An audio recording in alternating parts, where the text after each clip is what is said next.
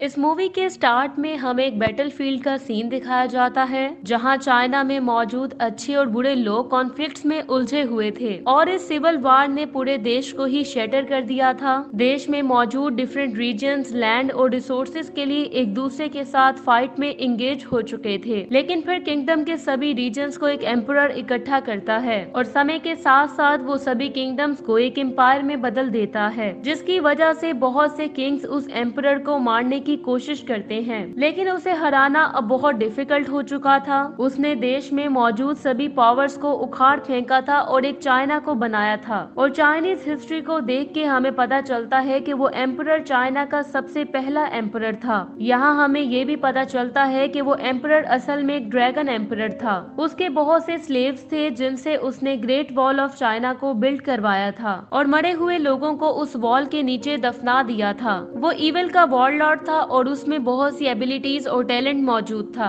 वो लकड़ी, metal, water और फायर को भी कमांड कर सकता था, लेकिन समय बहुत तेजी से गुजर जाता है और अब वो बूढ़ा भी होने लगा था, इसलिए वो एक आम किंग बनने के बजाय इमॉर्टल होना चाहता था। और इस काम के लिए एक दिन जब उसे एक विच के बारे में पता चलता है तो वो अपने एक जनरल मिंग को उसे ढूंढने का ऑर्डर देता है। जनरल मिंग उस विच को ढूंढने में कामयाब तो हो जाता है, लेकिन उसके दिल में विच के लिए फीलिंग्स डेवलप हो जाती हैं। यहाँ जब उस विच को, जिसका नाम जी हुआन था, एम्परर के सामने लाया जाता है तो वो उसकी ब्यूटी और अट्रैक्टिवनेस को देख के हैरान हो जाता है। अब एम्परर को ये पता नहीं होता कि जनरल मिंग और जी हुआन एक दूसरे से प्यार करने लगे थे, इसलिए वो दोनों को अपनी मॉर्टेलिटी का सोल्यूशन ढूंढने के लिए एक लाइब्रेरी में भेज देता है, जो कि वहाँ पहुँच के अपना काम स्टार्ट कर देते हैं। लेकिन एक दिन एम्परर को उनके लव अफेयर का पता चल जाता है। यहाँ जी हुआन एम्परर के पास आती है और जनरल मिंग के साथ अपने लव अफेयर को एक्सेप्ट कर लेती है और उससे कहती है कि वो अपनी लाइफ मिंग के साथ गुजारना चाहती है। अब क्योंकि जी हुआन उसके इटर्नल होने का सोल्यूशन ढूंढ चुकी थी, इसलिए एम्परर यहाँ उसे कुछ भी नहीं कहता है और उसे अपना रिचुअल स्टार्ट करने का कहता है। जी हुआन अब अपना रिचुअल स्टार्ट कर देती है और कुछ ही देर में वो ये क्लेम करती है कि अब वो इमॉर्टल बन चुका है और एम्परर भी अपनी बॉडी में नई शक्तियों को नोटिस कर पा रहा था। थोड़ी देर बाद जब वो दोनों बाहर आते हैं तो जी हुआन ये देख के शॉक्ड हो जाती है कि मिंग को बहुत से सोल्जर्स ने पकड़ रखा था और उसे कुछ ही देर में मार दिया जाना था। ये देखकर जी हुआन एम्परर से उसे छोड़ने की रिक्वेस्ट करने लगती है, लेकिन एम्परर उसकी बात मानने से इनकार कर देता है और कहता है कि अगर वो उसकी वाइफ बनने के लिए तैयार हो जाए तो जनरल मिंग की जान बख्श दी जाएगी। लेकिन जी हुआन ऐसा करने से इनकार कर देती है, जिस पर एम्परर जनरल मिंग को मारने का ऑर्डर दे देता है और इसी के साथ ही वो विच को भी स्टैब कर देता है, लेकिन वो किसी तरह वहाँ से भाग जाती है।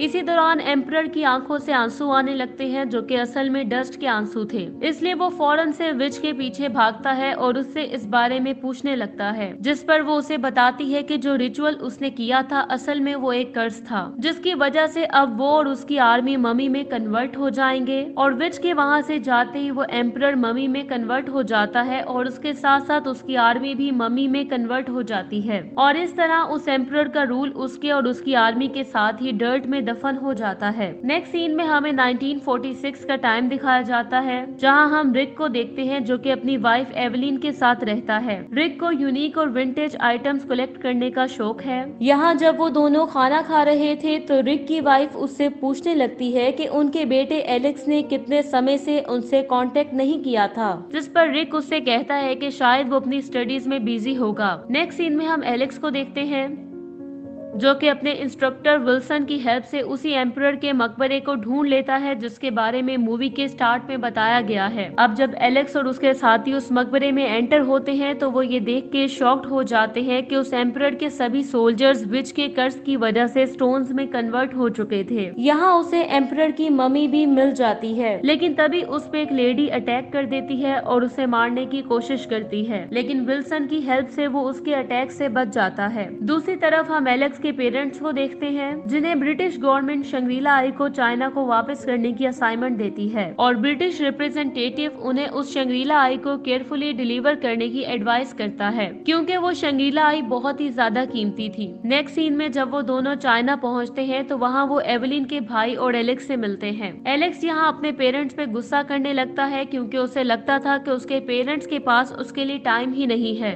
इसलिए वो उन्हें अवॉइड करने लगता है, जिसकी वजह से एलेक्स की मदर रिक पे गुस्सा करने लगती है क्योंकि उसके प्राइसलेस आइटम्स को इकट्ठा करने के शौक की वजह से उन्होंने अपने बेटे को खो दिया था। दूसरी तरफ एक आर्मी ऑफिसर फैंग अपने सुपीरियर को बताती है कि उनके स्पाई ने उन लोगों के चाइना पहुंचने को कंफर्म किया है और उनके पास शंग्रीला आई भी मौजूद है। ये सुनकर उसका सुपीरियर उसे सोल्जर्स को इकट्ठा करने का कहता है। यहाँ वो अपने सोल्जर्स को बताता है कि उसका इरादा एम्परर को उसके ग्रेव से उठाने का है ताकि वो चाइना को रीयूनाइट कर सके और इसके लिए उन्हें अपने कॉन्फ्लिक्ट्स को खत्म करना होगा। दूसरी तरफ एलेक्स अपने पेरेंट्स को लेकर उस जगह पहुंच जाता है जहां उसे एम्परर का मकबरा मिला था और एलेक्स की इन फाइंडिंग्स को देखकर उसके पेरेंट्स उस पे काफी ज्यादा प्राउड करने लगते हैं। तभी वहाँ पे प्रोफेसर विल्सन भी आ जाता है जिन्हें रिक उनकी फाइंडिंग्स की वजह से कांग्रेचुलेट करता है, लेकिन वो इसका क्रेडिट एलेक्स को देता है और उनसे पूछने लगता है कि उनके पास कोई चाइनीज आइटम तो नहीं है, जिस पर एलेक्स के फादर उसे शंग्रीला आई दिखा देते हैं। लेकिन तभी प्रोफेसर वहाँ जनरल को बुला लेता है और वो शंग्रीला उसे दे देता है और एलेक्स के पेरेंट्स को गन पॉइंट पे ले लेता है, जिससे हमें पता चलता है कि विल्सन को आर्मी की तरफ से हायर किया गया था और उसने जनरल के कहने पर ही एम्परर के मकबरे को एलेक्स की हेल्प से ढूंढ निकाला था। यहाँ एलेक्स की मदर उनसे कहती हैं कि वो अपने प्लान्स को जारी नहीं रख सकते और चाइना के लोगों की प्रॉपर्टी पर कब्जा भी नहीं कर सकते, लेकिन जनरल को लगता है कि सिर्फ ड्रैगन एम्परर ही चाइना को डिस्ट्रॉय होने से बचा सकता है। इसलिए वो एलेक्स की मदर से शंग्रीला आई को ओपन करने का कहता है ताकि वो शंग्रीला आई को यूज करके एम्परर और उसकी आर्मी पे होने वाले स्पेल को तोड़ सके। लेकिन एलेक्स की मदर ऐसा करने से इनकार कर देती है, जिस पर मिंग उसकी एक उंगली काट देती है और उसका ब्लड शंग्रीला आई पे गिरने लगता है, जिससे वो ओपन हो जाती है। उस शंग्रीला आई में मैजिकल वाटर मौजूद था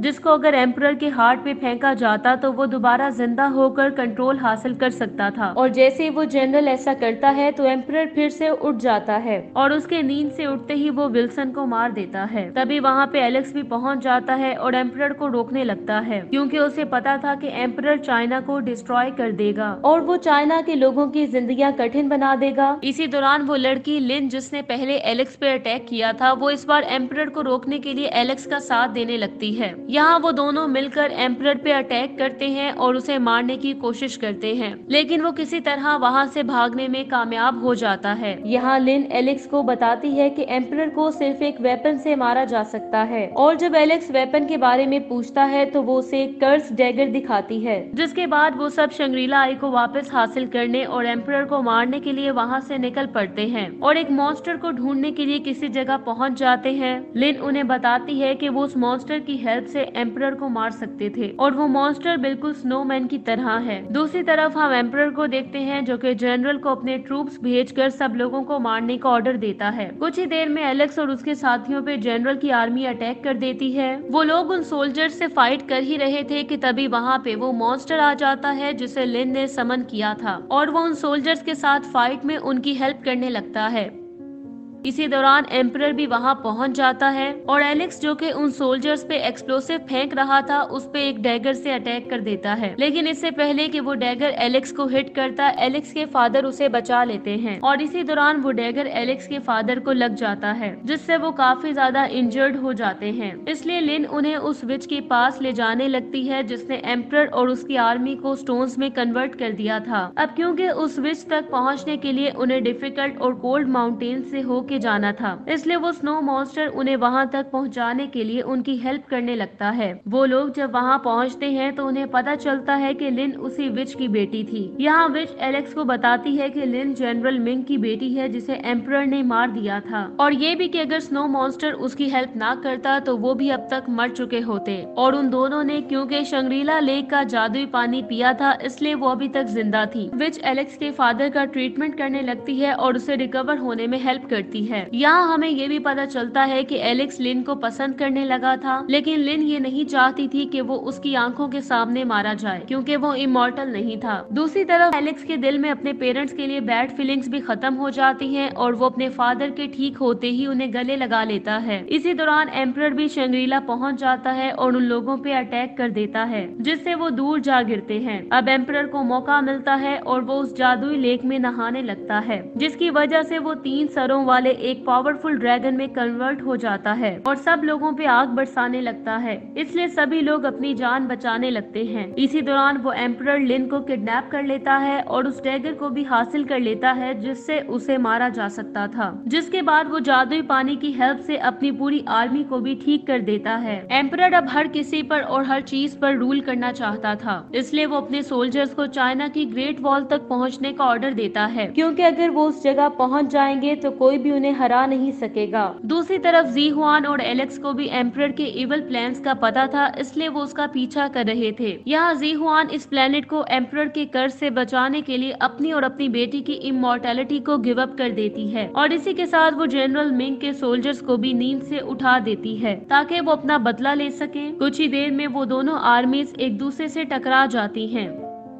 उनकी फाइट के दौरान एलेक्स लिन को बचाने के लिए एम्परर की बेस तक पहुंच जाता है और उसे फ्री कर देता है। इसी दौरान जी हुआन एम्परर से लड़ने लगती है और एक जबरदस्त फाइट के बाद एम्परर विच को इंजर कर देता है, जिससे उसे पता चलता है कि जी हुआन अपनी इमॉर्टैलिटी खो चुकी है। इसलिए वो उस पर एक जोरदार अटैक करता है और उसकी स्वॉर्ड को नीचे गिराने में कामयाब हो जाता है। लेकिन तभी विच एम्परर के पास उसी डैगर को देखती है तो वो अपने आप को सेक्रीफाइस करके उस डैगर को हासिल करने में कामयाब हो जाती है। दूसरी तरफ हम एलेक्स के पेरेंट्स को देखते हैं जो कि जनरल मिंग के सोल्जर्स के साथ मिलके एम्परर की मम्मी से फाइट कर रहे थे, लेकिन तभी वो मम्मीज एलेक्स के पेरेंट्स को घेर लेती हैं। अब इससे पहले कि वो उन तक पहुंचते तभी वहां पे ब्रिटिश आर्मी के फाइटर प्लेन्स आ जाते हैं और उन मम्मीज को मारने लगते हैं। इधर एम्परर जब उन प्लेन्स को देखता है तो एक बीस्ट में कन्वर्ट हो जाता है और भागते हुए उनमें से एक प्लेन को नीचे गिरा देता है। लेकिन अब क्योंकि वो डैगर के खोने की वजह से अपनी पावर्स लूज कर रहा था, इसलिए वो वहाँ से चला जाता है। दूसरी तरफ एलेक्स लिन को लेके अपने पेरेंट्स तक पहुँच जाता है, जहाँ लिन को अपनी मदर नजर आती है जो कि मरने ही वाली थी। लिन उनके पास जाती है तो वो उसे वही डैगर देती हैं और उससे एम्परर को मार के अपना बदला लेने का कहती हैं। दूसरी तरफ एम्परर अपनी पावर्स इकट्ठी करने लगता है ताकि वो चाइना की ग्रेट वॉल तक पहुँच सके, लेकिन तभी उस पे एलेक्स और उसके फादर अटैक कर देते हैं और काफी देर की फाइट के बाद वो आखिरकार उसे उसी डैगर से मारने में कामयाब हो जाते हैं और एम्परर के मरते ही उसकी आर्मी भी डस्ट में कन्वर्ट हो जाती है। जिसके बाद लिन उस जनरल को जिसने एम्परर को नींद से उठाया था उसे और फैंग को भी मार देती है।